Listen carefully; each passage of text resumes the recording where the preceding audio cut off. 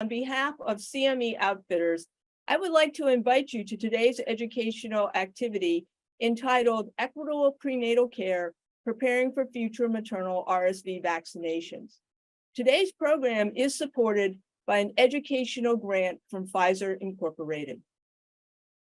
Today's program is brought to you by CME Outfitters, who's an award-winning accredited provider of continuing education for clinicians worldwide. I also want to encourage everyone to join us on our live X conversation at CME Outfitters for upcoming CME CE opportunities, healthcare news, and more. So once again, I'm Dr. Tina Tan. I'm an infectious disease physician at Ann and Robert H. Lurie Children's Hospital of Chicago and a professor of pediatrics at the Feinberg School of Medicine of Northwestern University. And I'm also president-elect of the board of directors of the Infectious Disease Society of America. And I'm absolutely delighted to be joined today by my distinguished panel, who I will ask to introduce themselves. My name is Kevin Ault. I am professor and chair in the Department of Obstetrics and Gynecology at Western Michigan University, Homer Strecker MD School of Medicine in Kalamazoo, Michigan. I've also played a role in the approval of this vaccine, and we're going to hear about the FDA, the American College of OB/GYN, and the CDC recommendations a little bit later in the presentation. Thank you. And I'm Latasha Rouse. I am a certified doula and a patient engagement consultant. I'm owner of Birth Sisters Doula Services in Raleigh, North Carolina. I am the mother of triplets that were born at 26 weeks, 6 days, and did receive the neonatal or the infant RSV vaccine. So I have so glad to be here for this conversation today. So as you can see, we've assembled a very diverse and lovely panel today. So let's jump right in and begin our discussion by evaluating the latest data for RSV maternal vaccination, including protection for infants from severe RSV infections. And specifically, we will examine maternal RSV vaccination as part of prenatal care, what you should know to best advise your patients. But before we get started, we want to get our audience involved with a quick audience response question. And so this question is, which of the following agents is an FDA-approved RSV vaccination for pregnant people? Is it the RSV pre-F vaccine Abrysvo, the RSV pre-F3 vaccine Arexvy, Nirsevimab, which is Beyfortus, or I don't know?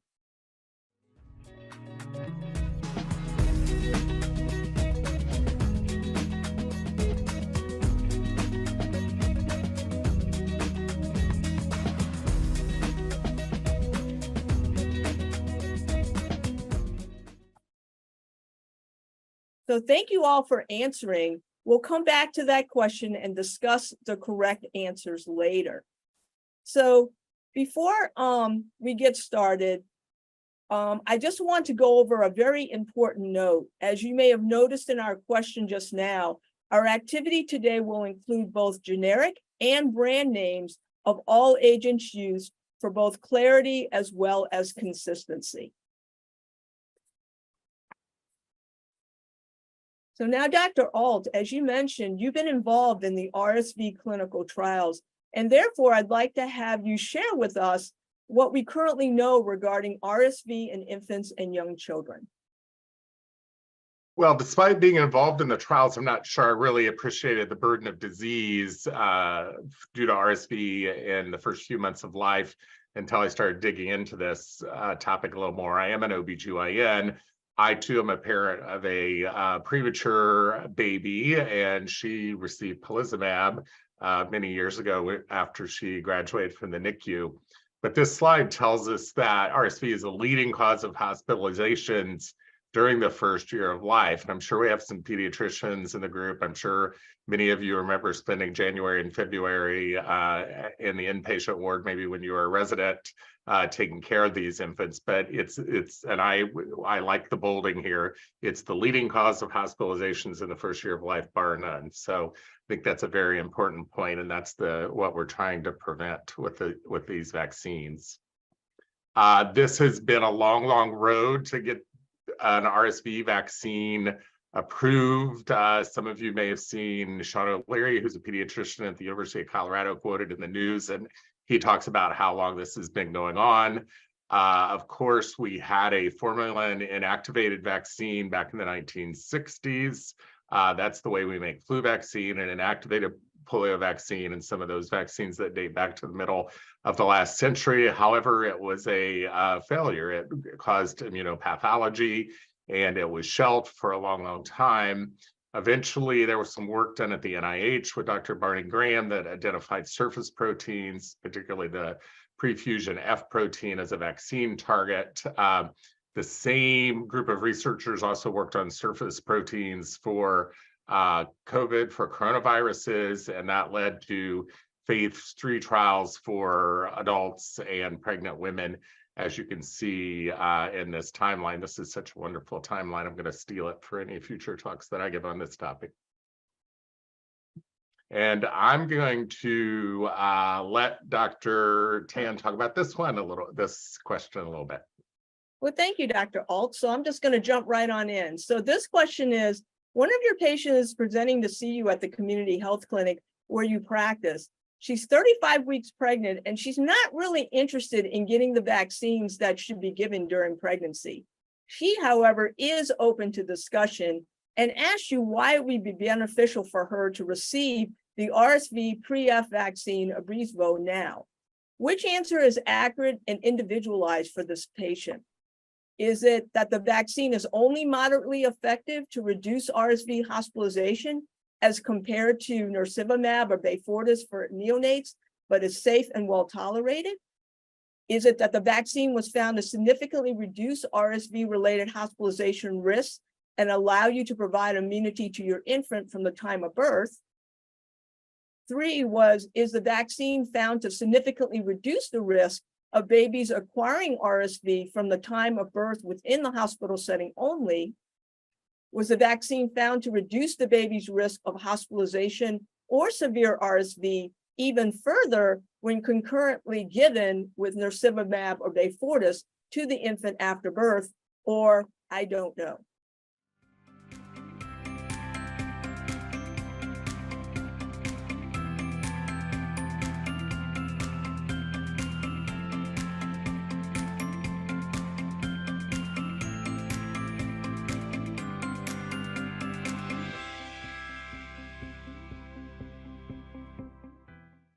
So I want to thank everybody for answering, and we'll come back to that question a little bit later and discuss the correct answer. So audience, thank you again for answering that question. And Dr. Alt, can you share with us the importance of maternal vaccination?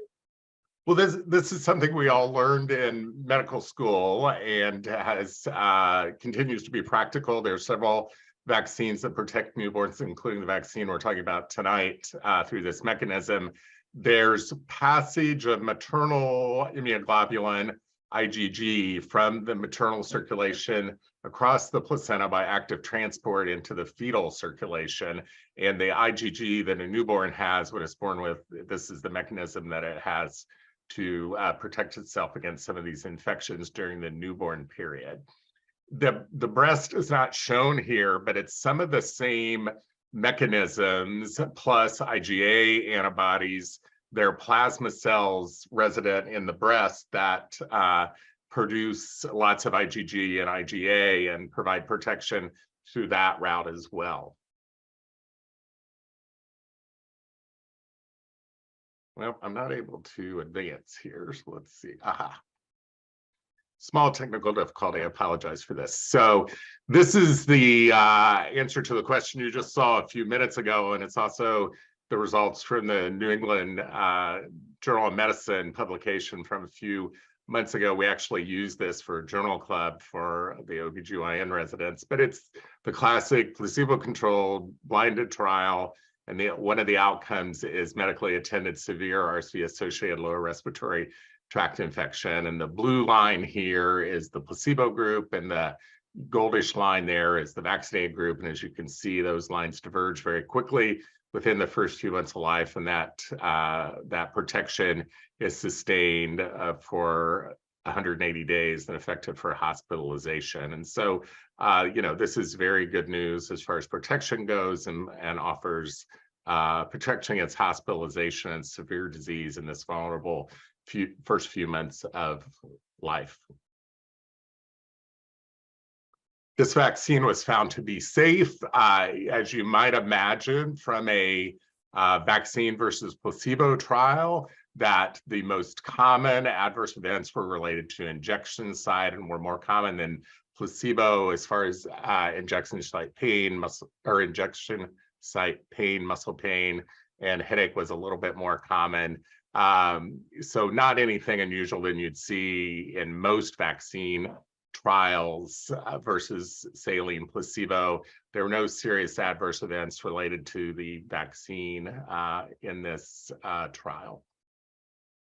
Here's that alphabet soup that I mentioned a little bit before, and all these recommendations have just been made in the past few months. So the FDA approved the vaccine after the hearing in May that I was involved with over the summer. Then there was a CDC meeting in mid-September, if I remember correctly, of the Advisory Committee on Immunization Practices. And then very quickly after that, the CDC and the American College of Obstetricians and Gynecologists made these recommendations for this vaccine. So, and I am going to turn it over after that discussion of the clinical recommendations to Dr. Tian. Thank you so much. And I think that's really important information that you just showed with regards to the effectiveness as well as the safety of this vaccine, and the fact that all the major organizations recommend this vaccine for pregnant women. So why don't we go back and address the first question that we looked at, which is, which of the following agents is an FDA-approved RSV vaccination for pregnant people? And if everybody wants to put in their responses, then we'll see how we do.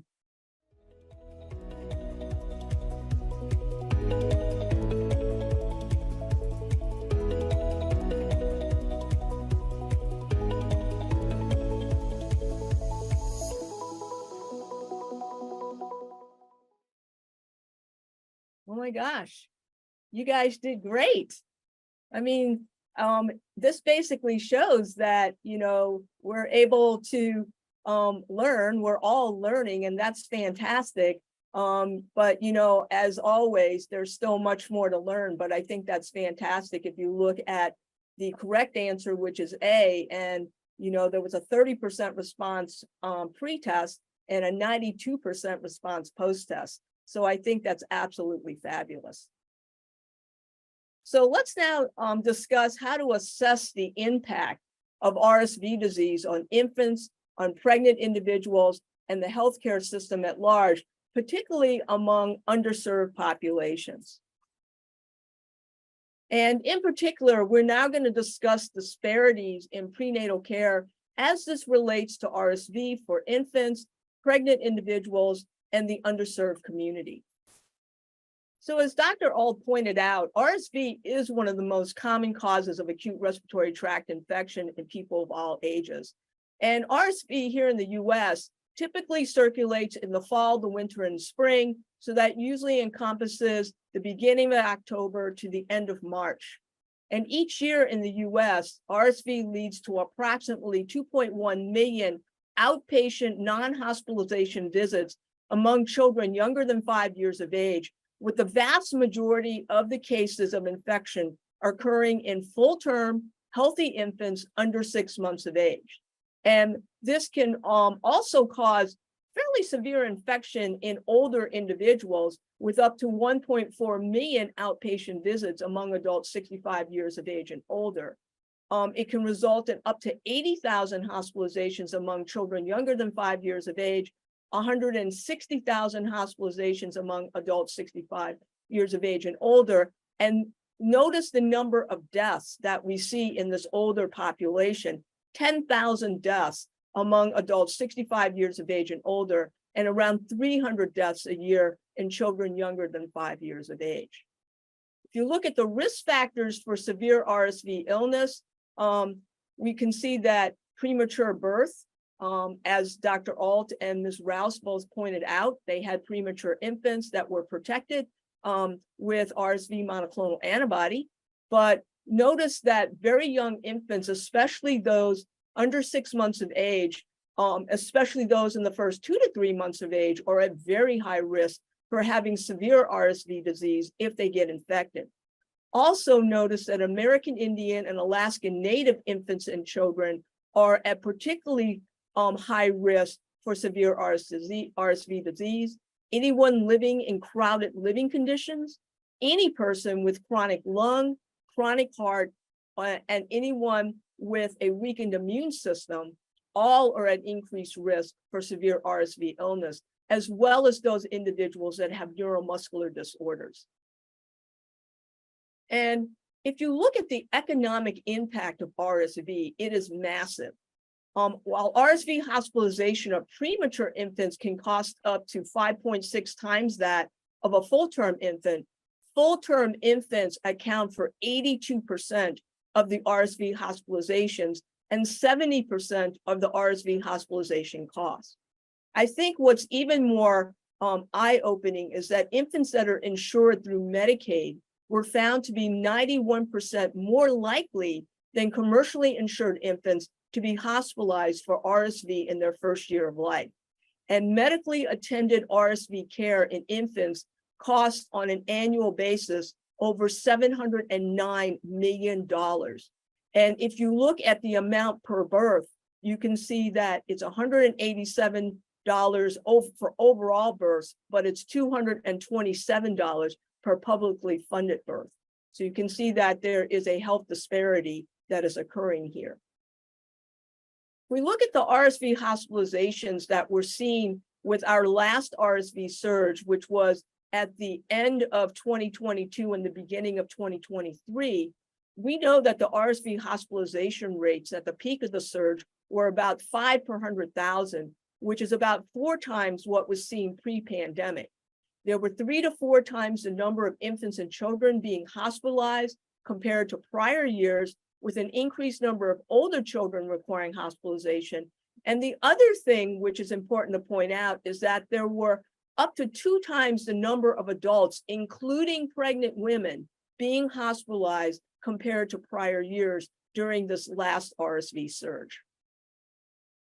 Now, this is a very interesting study that looked at RSV cases in children under 5 years of age here in the US from 2010 to 2023, and really points out that it is the younger infant population that accounts for the majority of cases. So on the left side of the slide there, it shows the seasonal pattern for first-time RSV infection incidence rates in young children ages 0 to 5 years. And on the right side of the slide there, it shows the seasonal pattern for infants between 0 and 1 year of age. And you can see that when you look at the graphs there, there's a significantly higher amount of disease being seen in the younger infant population.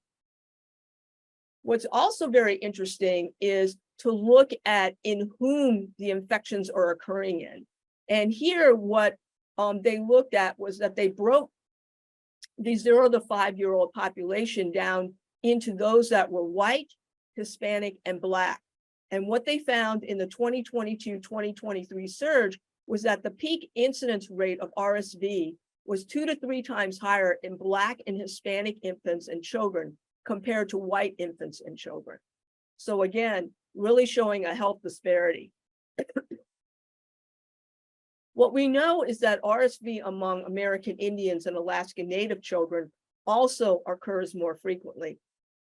And this was a study that was an active facility-based surveillance for acute respiratory infections among hospitalized American Indian and Alaskan Native children under 5 years of age that were living on various reservations in Arizona, in Anchorage, and in the Yukon Delta region of Alaska. And what they basically found in the study is that Alaskan Native and American Indian children had hospitalization rates that ranged anywhere from 2 to 7 times higher than infants of other ethnicities. And when they looked further into these kids' living conditions, they basically found that the majority of the infants were living under very crowded living conditions, with 35% or more of the homes not having any running water.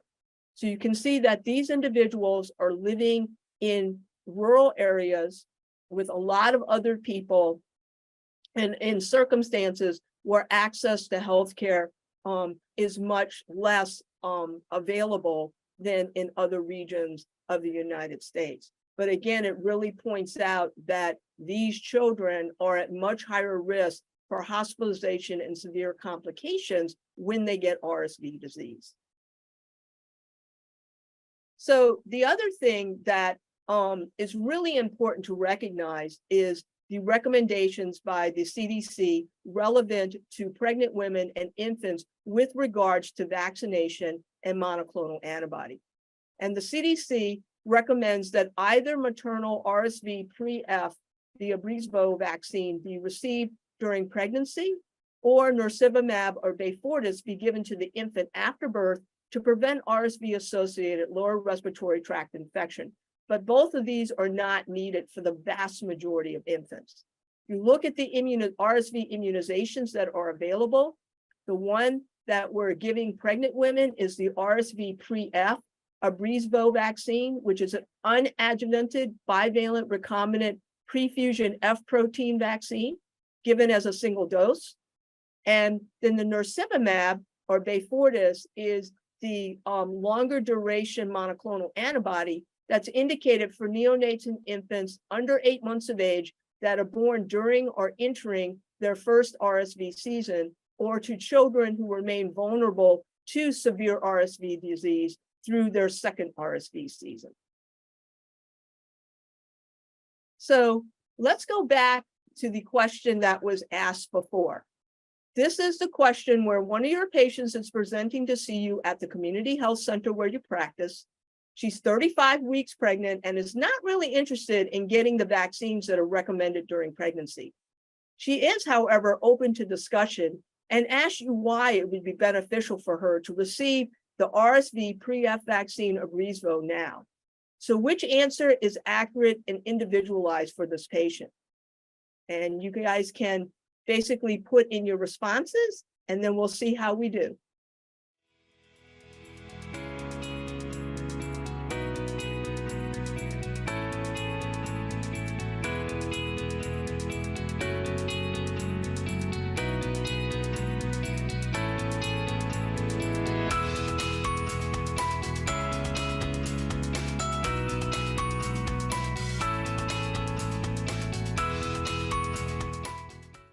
So the correct answer is B, and you guys did a fabulous job.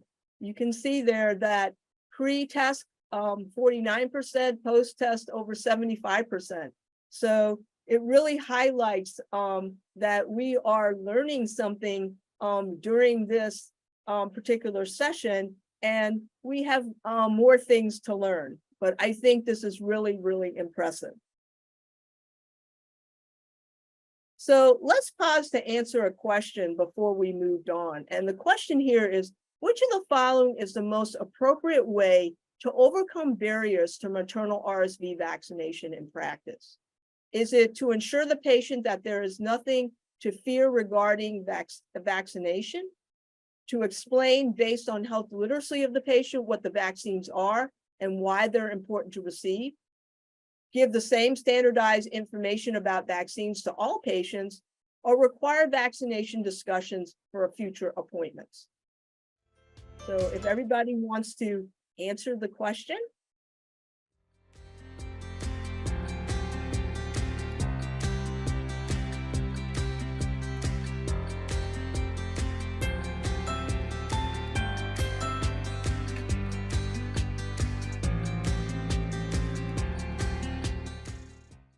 So I want to thank everyone for answering that question, and we're going to come back to that question and discuss the answer in a moment. But I think what's really important is really trying to understand our patients and overcome some of the barriers that may present themselves when we're talking to them about vaccines. We know that over 67 million US residents do speak a language other than English at home. And patients with limited English proficiency experience higher rates of medical error, and immigrants use fewer healthcare services, many times because they really have a lack of access to these services, but also because of their limited English proficiency. So what's really important is for everyone to partner with local community-based organizations to basically help these individuals navigate the healthcare system. And it's important to share culturally appropriate, credible information in the patient's primary language. So having an interpreter service available to explain these important concepts to these individuals in their primary language is incredibly important. It's also important to discuss cultural barriers with patients using messaging transcreation techniques and to assess patient understanding by doing the teach back method. And there is a downloadable resource on RSV and RSV prevention that is available as part of this activity that is available in both English and Spanish.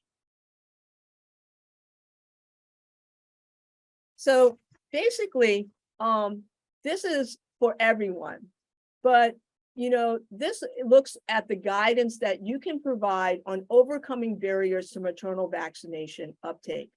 And the different ways of doing this would be to introduce yourself to the patient and explain what the patient can expect from the consultation, explain based on the health literacy of the patient what the vaccines are and why they're important to receive, involve the patient in shared clinical decision-making to the extent that the patient would like this, explore any expectation and fears about vaccine. And that is really important because there are many individuals that don't ask the patients the question about what they're finding fearful about these vaccines and why they don't want to receive it. Give additional information in a very individualized way for reassurance based on the patient's concerns, discuss potential options for moving forward, and then check the patient's understanding of information presented and expectations for available options. And Dr. Alton, Ms. Rouse, how do you see racial and ethnic disparities as well as socioeconomic disparities and prenatal care access issues influencing who gets the maternal RSV vaccine? And most importantly, what can be done to combat this on an individual provider or systemic level? I'll go first. I'll let Ms. Rouse either change or amplify my comments. There was some data published at the end of September about influenza and pertussis, two other vaccines that we recommend during pregnancy, and there's tremendous disparity in uptake of those vaccines among our communities of color. If you look at the data about maternal immunization, one of the most common things that stands out is provider recommendation is very important for vaccine uptake. And then we also have here in front of us some of the other more important things as far as involving patient and shared decision-making. The literature around maternal immunization would say benefits to the newborn are probably the most important thing, along with safety, which again is on this, what's in front of us. So I think all those points are important. I think also, since we have a doula getting ready to talk, it's also important to think about some things outside the box that may influence this. And probably a lot of you are familiar with the barbers in the African-American communities that are trained to check people's blood pressure, trained as community health workers. And there's some out-of-the-box things that are being done around maternal immunization. And, that's been important during the pandemic. It's important, for the next pandemic, if we have another influenza pandemic, which we will eventually, and important for this vaccine too. I agree. I think it's very important for patients to be able to have the questions answered that they have, get the information. And also it's important a lot of times for them to get information from people that they, know who look like them oftentimes. And so doulas, community health workers, people in the community can help with helping people understand what the vaccine is and answer questions. I have oftentimes seen that the recommendation would happen during an appointment for a mom, and as a doula, they would come and say, well, I didn't do it, but what do you think? And I would tell them that here's where you can get good information. And also when recommendations are coming from your doctor, those are recommendations that they're making based on what's happening, what the medical, there's evidence behind it. And there's a lot of work that goes into making sure that these are safe. And so asking questions, so I send them back. Here's some questions you need to ask if in fact you're still considering this, but making sure that they have that conversation early, being a part of that being a part of that decision, and not just being told this is what you should do without information helps, because being told what to do when you don't necessarily trust the healthcare system doesn't work. We're learning that COVID taught us a lot. Mhm. No, those are some very, very important points that anyone can use to basically help their patients get the medical care that they deserve and they need. So thank you for those points. So why don't we go back and revisit this question? Which of the following is the most appropriate way to overcome barriers to maternal RSV vaccination in practice? And I'm going to let you guys answer this question, and then we're going to look at the results.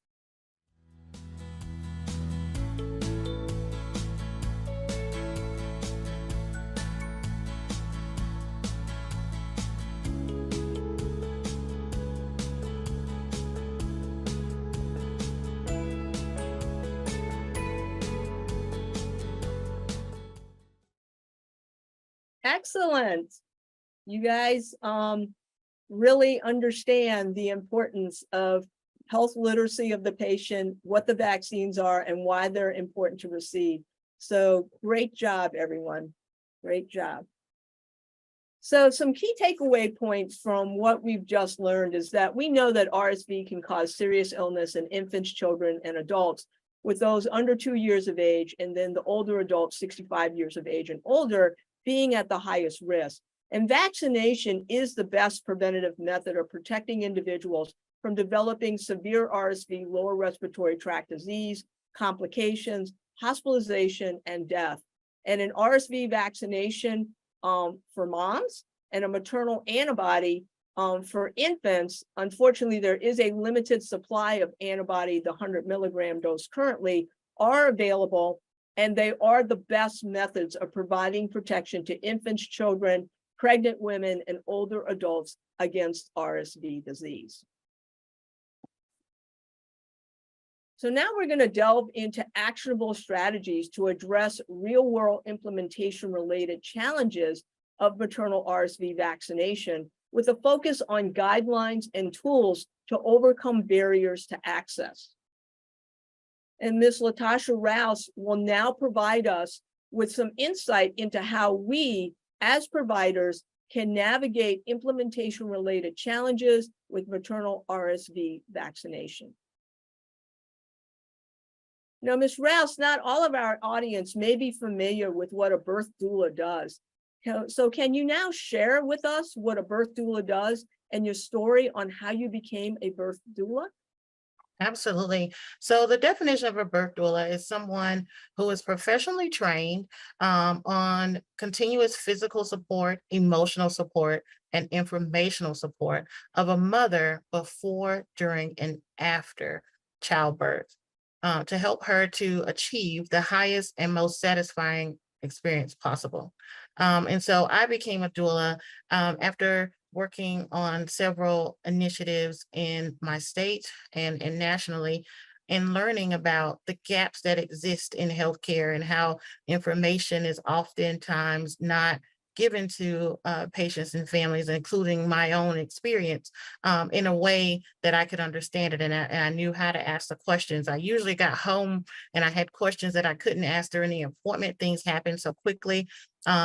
Helping people to prepare for those questions in advance. This is probably what's going to happen. You need to think about these appointments coming up. And here's where you get good information is a lot of the prenatal work that happens when you're a doula. And that's the part that I love the most. People think it's the birth part, but getting people ready and helping them giving them the information so that they're empowered is something that I love. And so as I spoke about my experience of having my triplets at 26 weeks, 6 days, vaccines come up often, and we have a lot of discussion about why I made decisions I made for my family because of the experience of having children in the NICU. Being able to explain what the experience is like and thinking about the logistics of a hospitalization, thinking about the logistics of a one child or maybe two being in a hospital is a very different thing. And that's not something usually that you hear from a clinician. You don't hear that. You hear about higher rates, but what does that look like? You know, how expensive is that? Who's handling childcare? What support do you need? That's a lot for a family to take on. And so I spend a lot of time helping people to understand that and helping them to get the information that they need. I'm going to share some tools that I use with families to help them get information, to help them to be a part of the shared decision making, and also learning what some of those questions and challenges and barriers can be for them so that you can potentially use these in your work. So it's important to start the conversations early. And it can be something as simple as starting to ask about, are you taking childbirth education classes? What are some of the areas of interest? So this is during the appointment. What have you been interested in? Because people key in on different pieces of the information. Sometimes it's breastfeeding, sometimes it's, infant care, but being able to take some of those key points and tie that into, thinking about talking about the vaccine. So you can ask about the vaccine at that point and tie it to some of those key points of interest that they have. And then being able to help them to recognize that they can always come to you for information. Sometimes it feels like in healthcare, people are so busy and that they don't have time to answer, your questions. So being able to say, you can come to me for information. I may have someone that might be a great reference or support, and they can speak to you about it. It may be me, but I want you to know that you can get information is key. And these early conversations are really helpful because otherwise you have people who are on the internet trying to find information.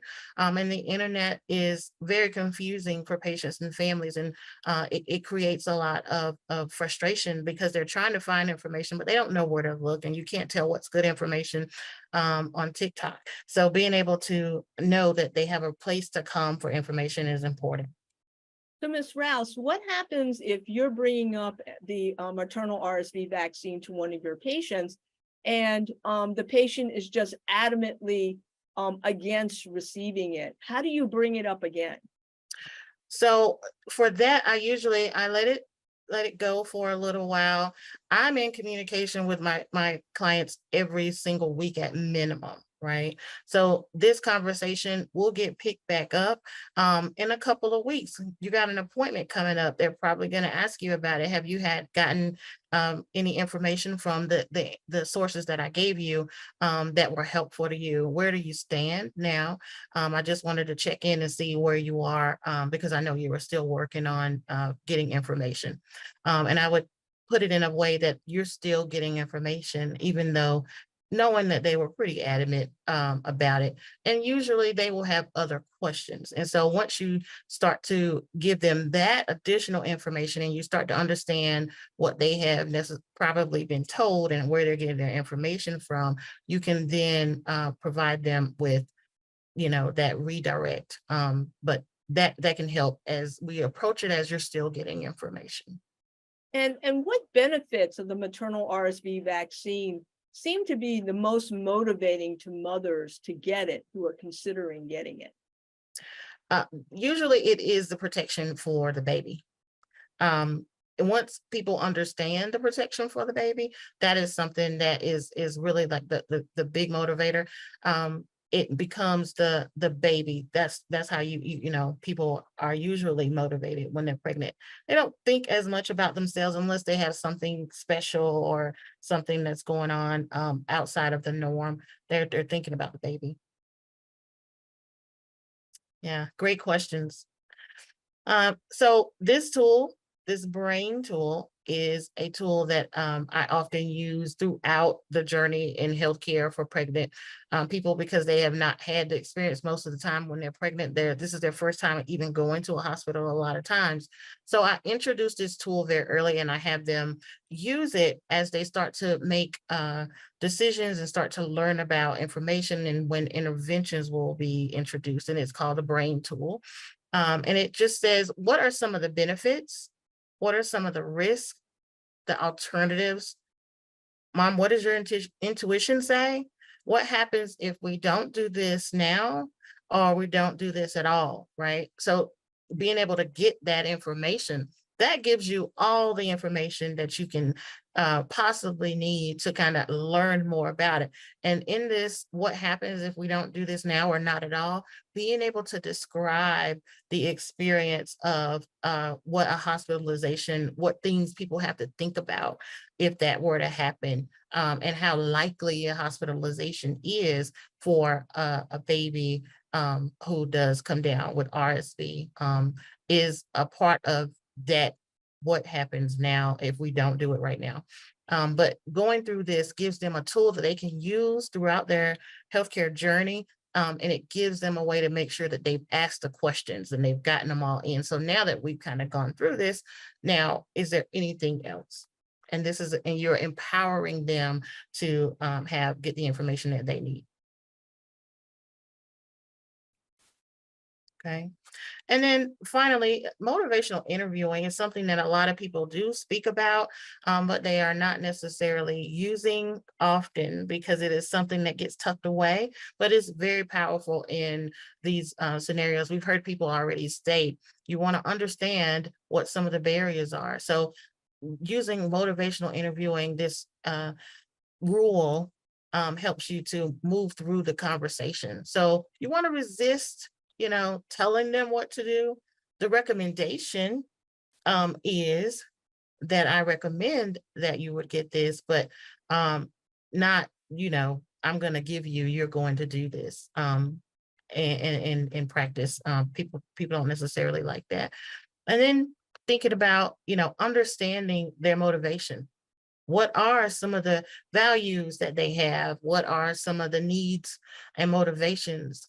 Finding out what some of those are and what are those barriers. We've had that come up several times. So that's very important in motivational interviewing. And then you want to be able to listen with empathy. People are making decisions based on the information that they have at the time and what their values are. That can change. The way that you handle the conversation and having empathy in a conversation can mean a lot to how people respond and what they decide. So that is something that I often do. There are a lot of times when people make decisions I don't necessarily agree with, but handling them with empathy has always shown to help in those scenarios. And then empowering them, helping them to work to set those goals, identify what some of the techniques to overcoming the barriers. Maybe they are looking at this from a lens that you are, you know, the barrier. You are the barrier because it's coming from a doctor. Okay. So if there are childbirth education classes going on and you know that those are happening, being able to connect them to resources to get more information, even having some of those childbirth educators learn some of this information can be helpful as they are working to empower and educate the patients and families. So all of those are very good steps to get through motivational interviewing to help to make sure that this is not something that people have a knee-jerk reaction to. Mhm. And now I'm going to look at these, Dr. Tan and Dr. All, these tools that I use, these are the tools that I use. Are there other tools that you use in your work?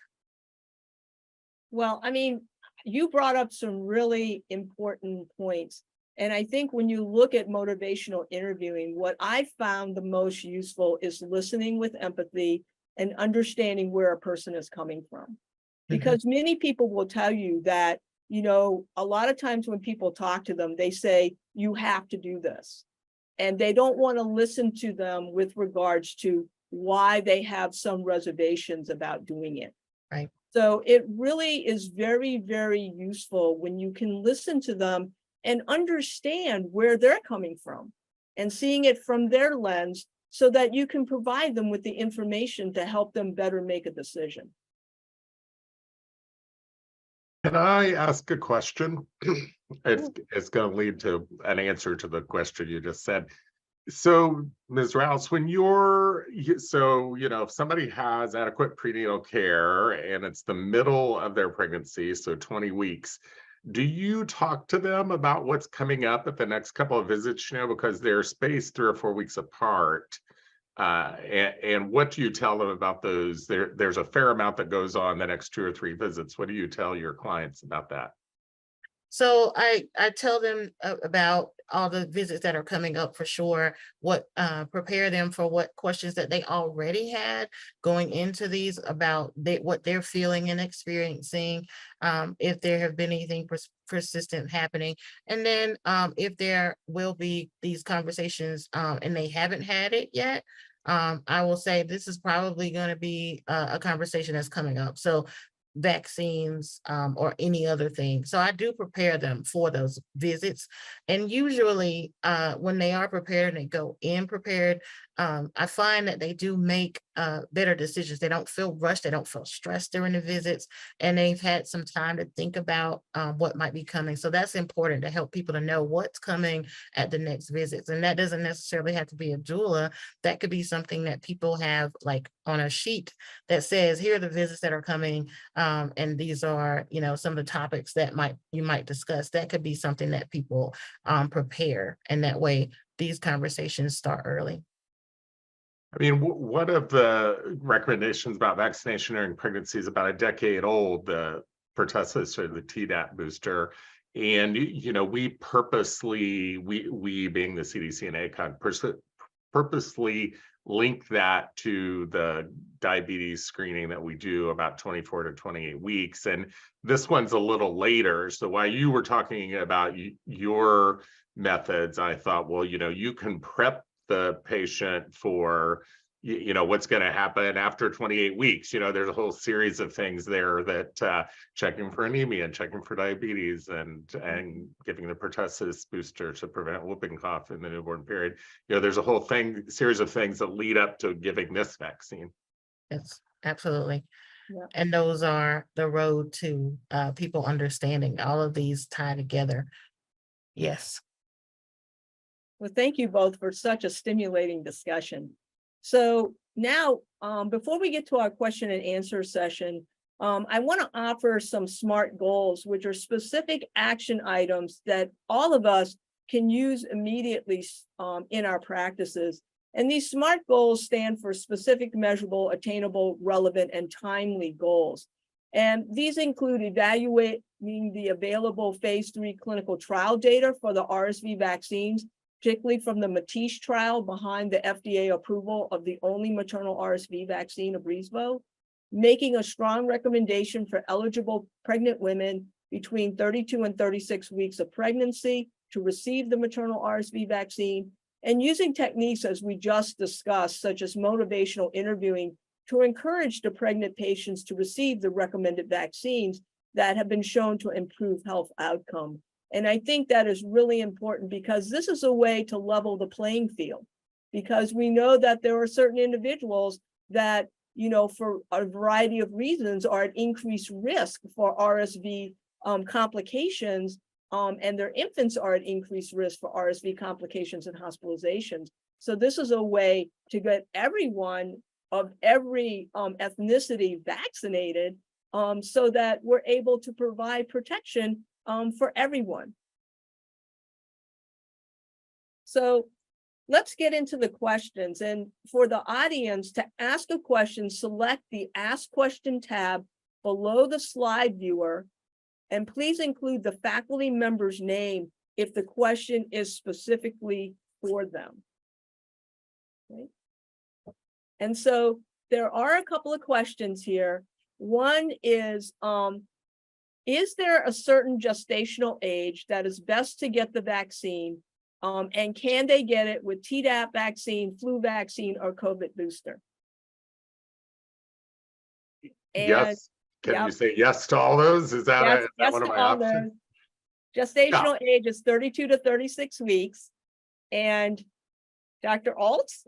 Most of us have, pre-existing immunity to flu and pertussis and RSV. So yeah, again, thinking back to when you learned this a long time ago, you get a memory response and antibodies that take about 2 weeks. And so if that time frame is great, you can give pertussis vaccine, you can give flu, you can give COVID. It's just a matter of how much arm space you have that you want to get, how many you want to give. So it would be nice to have some co-administration data. We do have that for flu and Tdap during pregnancy, but of course, with a brand new vaccine, it's going to be hard to find those data. Yeah. And are there any reported Guillain-Barré syndrome among pregnant patients or their infants after vaccination? And this is compared to placebo. No, and there were, none of us are adult ID people, but there were in the adult trials that was a concern, but there weren't in the pregnancy trials. Right, and there weren't any in the infants of the moms that right. received the I didn't answer that. So, the other question is, do you recommend the vaccine out of RSV season? So my thinking about this changed and over the period of hearing this data. So again, keeping in mind that I came into this as an obstetrician, RSV season is so compacted that there's not a lot of benefit to going outside that season, and it becomes horribly cost ineffective. So when I first heard about this vaccine, I thought, let's just give it all year round so don't miss anybody. But then after seeing, the data about when, newborns get RSV, I realized that I was wrong. So I'm willing to go back and change my mind. It's really just this period of time that we're going to give it. And of course, if we get a decent supply of nirsevimab, we can eventually give that to older infants and maybe patch that, again, thinking about what might be happening in 2024. So. And why isn't the vaccine recommended to be given earlier than 32 weeks gestation? So we had a slide about that, and we ended up taking it out because we were afraid we were going to go over. So the clinical trials were done down to 24 weeks. The Matisse trial was done down to 24 weeks, and there was a signal for premature birth. There was an excess of premature birth in the people who received the vaccine, and we could spend another 10 minutes talking about that. So I don't want to spend too much time, but if you're really interested, you can listen to the FDA recording of this that's on YouTube. So, but basically, if you gave the vaccine after 32 weeks, there were no excess of preterm births. And so that was where the line was drawn. Paul Offit actually did he has a blog that he does. I did a nice blog about that a week or two ago, if you would like to see a much shorter explanation of what we talked about at the FDA. Yeah. There's a question here about how they can keep track of patients that are supposed to receive the RSV vaccine in the electronic health record. So is there like a reminder that pops up? You have a lot more job titles than I do. I would have asked you this question with your administrative question, so I probably would have punted this one. This is going to be, coordination of care is something we do not do well in the American healthcare system, and a fair number of obstetrical care providers, midwives, and OBGYNs work in, and family doctors work in multi-specialty health systems. And so I think that's an IT question if you're in that system. But of course, in a community like Kalamazoo, we have some people that are employed by one of the healthcare systems or by the other healthcare system, or independent from both healthcare systems. So, I think, It's going to depend on your EHR, and it's going to depend on if you can get that customization done. That's really, yeah. Yeah. And there was a question here regarding something that I talked about regarding the increase in RSV in Black and Hispanic infants and the type of insurance that they had. And the vast majority of those individuals had public insurance or no insurance at all compared to private insurance. So there's another question here about guidelines for receiving the RSV vaccine after receiving COVID or after having COVID. I don't know that there's any particular prohibition on that. Are we talking about pregnant Yes. people or no, the... this is pregnant people, and there, at least from my understanding, there is no timing or other precaution that needs to be taken. I mean, these individuals can get this vaccine. Right. There are general considerations, about vaccination. Don't vaccinate people when they're critically ill with COVID or symptomatic. But other than that, I don't know that there are prohibitions. Right. Precautions, I guess, is probably a better word than prohibitions. So there's a question here about whether a pregnant patient would be able to receive vaccination after 36 weeks gestation. It's a matter of timing, and a fair number of people, including the people in the Matisse trial, deliver at 38 to 39 weeks. And so if you start getting past 37 and 0, you don't get that 2-week buffer to make maternal antibodies. And then you end up, in a situation where you were trying to get nirsevimab for that baby. And so you're in a, you've had a good intervention that is not so good because of the timing. Yeah, absolutely. And at least this season, there is an issue with the 100 milligram dose of nirsevimab in that there's a supply shortage. So this season, it's probably going to be more important if we can get more of the pregnant women vaccinated so that they can give some protection to their young infants.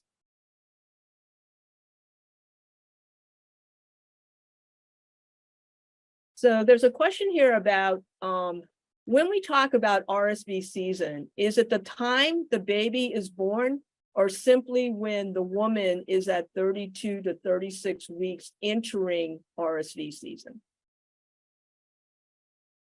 There are some very eloquent diagrams in the CDC's discussion of this, but basically, you have 3 to 6 months of risk for the newborn, and you have a month or 2 of pregnancy left. And so that gets you to September 1st to January 31st for that time frame. So, and a lot of that assumes you're going to have a term pregnancy. But again, the median age of the people in the Matisse trial was 39 weeks, if I remember correctly. And that's probably the median in your community as well. So, yep. Well, that's all we have time for today. And I would really like to thank Dr. Alt and Ms. Rouse for an absolutely stimulating discussion, and to thank you, our audience, for joining us today. You can find the slides from this activity in the course guide under the resources tab of this program. And don't forget to visit the Infectious Diseases Hub at cmeoutfitters.com for more free resources and education for healthcare professionals and patients. And to receive credit for today's activity, please complete the post-test evaluation online and click on the Request Credit tab. And thank you again so much to my colleagues, Ms. Rouse and Dr. Alt, for joining us today. Thank you for having me. Thank you. And to everyone, please be safe, take care, and thank you for all the life-saving work that you do.